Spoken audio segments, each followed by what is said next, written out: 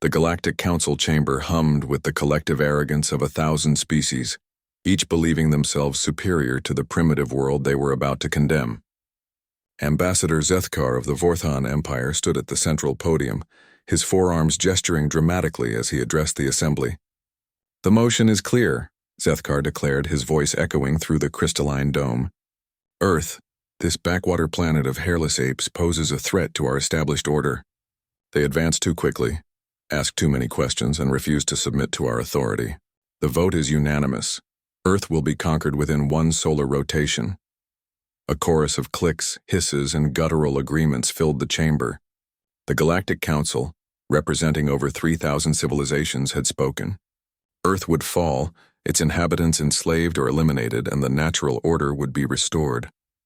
What they didn't know was that 2 humans were already among them. Dr. Neha Sharma adjusted the holographic disguise projector hidden beneath her elaborate robes as she sat in the observer section. The device, a masterpiece of human engineering reverse-engineered from stolen alien technology, made her appear as a minor diplomat from the Kepler colonies. Beside her, Captain Adnan Hassan maintained his own disguise, his military training evident only in the slight tension of his shoulders. "Did you get all that?" Neha whispered through the subdermal communicator, her fingers dancing across a datapad that looked like standard council equipment, but contained processing power that would make most alien computers weep. "Every word," Adnan replied, his voice barely audible. "Command is going to love this. 1 solar rotation. That gives us maybe 18 Earth hours." Neha's lips curved into a smile that would have terrified the council members if they could have seen through her disguise. More than enough time. As the council members began dispersing to their respective fleets, Neha and Adnan made their way through the station's corridors. The architecture was imposing, soaring pillars of some crystalline material that pulsed with bioluminescent patterns. But to human eyes, it was also inefficient. The aliens had built for grandeur, not function. There, Neha pointed to a maintenance shaft barely visible behind decorative flora. "The station's central processing core should be 3 levels down from here." Adnan raised an eyebrow. "Should be?" "Trust me. I've been studying their blueprints for months. Aliens might be technologically advanced, but they're predictable. They always put their most important systems in the geometric center of their structures. It's a psychological thing. They equate centrality with security." 20 minutes later, they stood before a massive quantum processing array that hummed with the collective knowledge of 3,000 civilizations. To most species, it would have been an insurmountable fortress of alien code and encryption. To Neha, it was just another puzzle. "The thing about being underestimated," she murmured as her fingers flew across her custom interface, "is that no one bothers to protect against what they think you can't do." Her device interfaced with the alien system through protocols that shouldn't have existed, quantum encrypted, pathways that human programmers had theorized but never implemented. The aliens' own arrogance had led them to use standardized security measures across all their systems, assuming no primitive species could possibly understand their technology well enough to exploit it.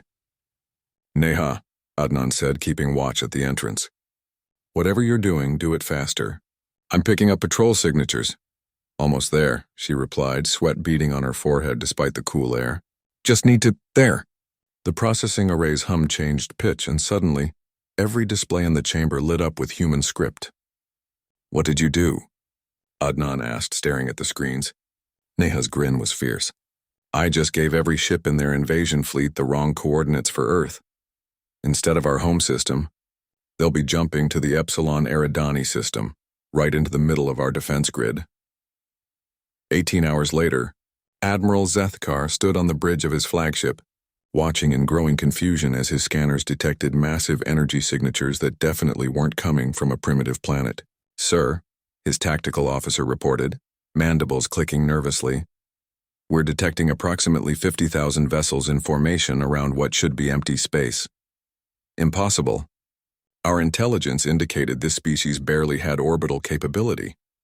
The comm system crackled to life, and a calm human voice filled the bridge. "Attention, Galactic Council Fleet. This is Admiral Sarah Chen of the United Earth Defense Force.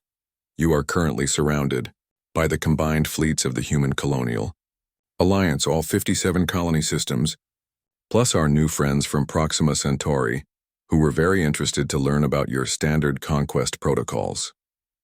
Zethkar's blood ran cold. 57 systems? The Council's intelligence had indicated humans were confined to a single world. The human admiral continued, her voice carrying the weight of absolute certainty. You voted to invade our home based on the assumption that we were primitive and isolated. You were wrong on both counts. We've been watching you for decades, learning from you, preparing for this moment. Your unanimous vote was cast in a chamber where 2 of our people sat among you, recording every word. On the main screen, images appeared, Neha and Adnan, standing in what was clearly the council chamber, their true faces revealed. The Galactic Council operates on the principle that might makes right, Admiral Chen's voice continued. Today you'll learn that humanity has become very mighty indeed. You have 2 choices: surrender and face trial for crimes against sentience, or discover why we call this formation the Gauntlet of Truth. Back on the council station, Neha and Adnan watched the live feed from the Epsilon Eridani system, where the largest fleet in galactic history was slowly powering down its weapons and preparing to surrender. Think they'll finally understand? Adnan asked. Neha shook her head, still smiling.